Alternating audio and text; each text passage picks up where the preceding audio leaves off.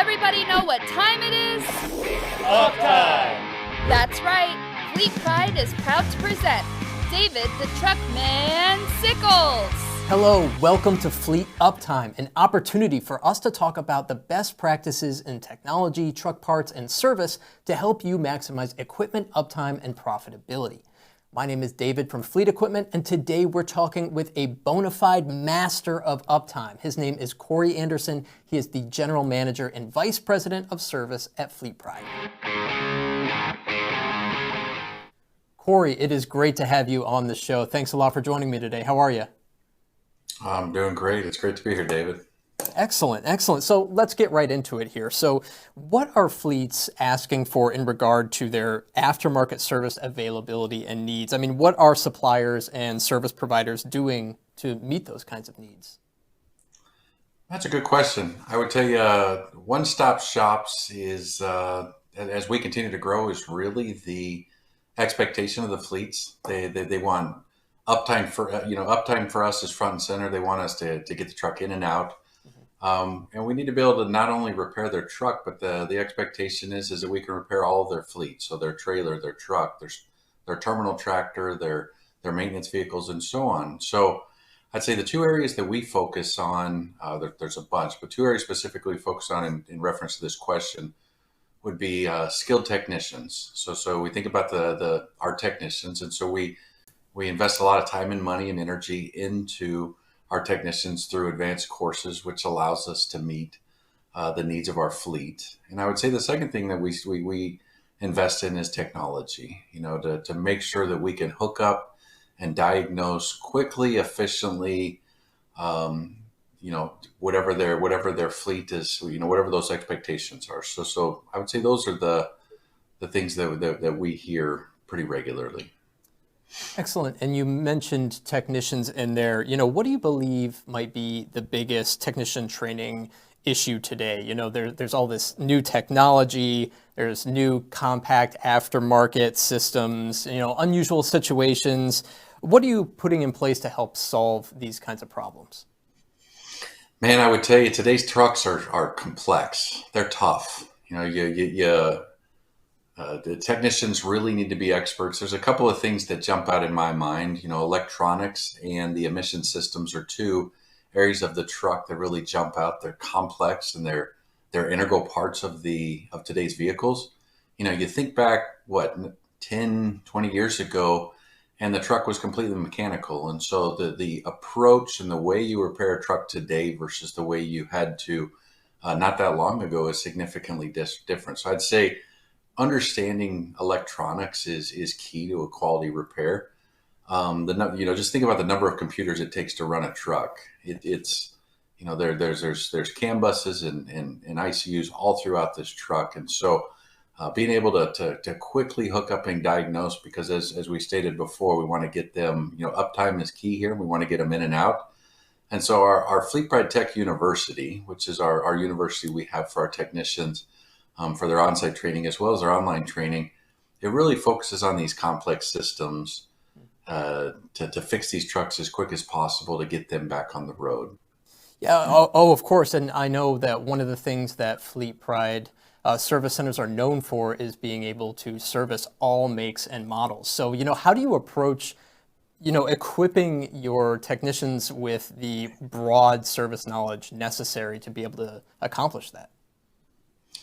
Man, great question. I tell you, we invest a ton of time, energy, and money into training. We invested as well into tooling and software. Those are a couple of other areas that are real big, as well as at times we've got to purchase the latest OE software. And so you think about when we're doing advanced diagnostics, we've got any and all of the best tools possible. Having the right tools is part of the equation, but also the right skills, with those technicians. So making sure we train them makes all the difference in the world.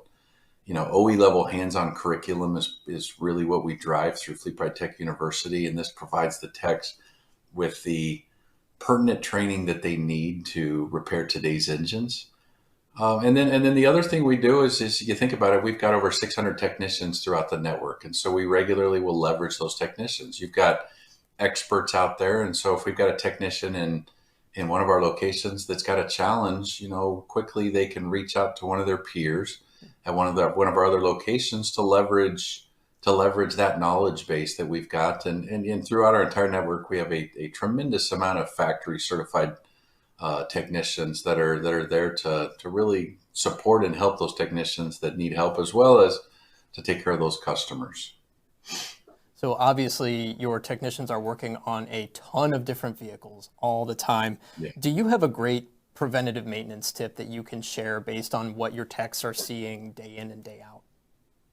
Man, there's a lot of things that we could address from a preventative maintenance perspective. I would tell you, we see a lot of repairs around the emission system. So as I stated earlier, specifically the DPF filtration system. And so how in the world can you make this preventable? A lot of fleets are moving away from today, part of the current, or I'd say prior technology, was to bake those filters to try to burn off all the soot, and then use this technology that would blow with these specialized knives, so it would blow out that soot.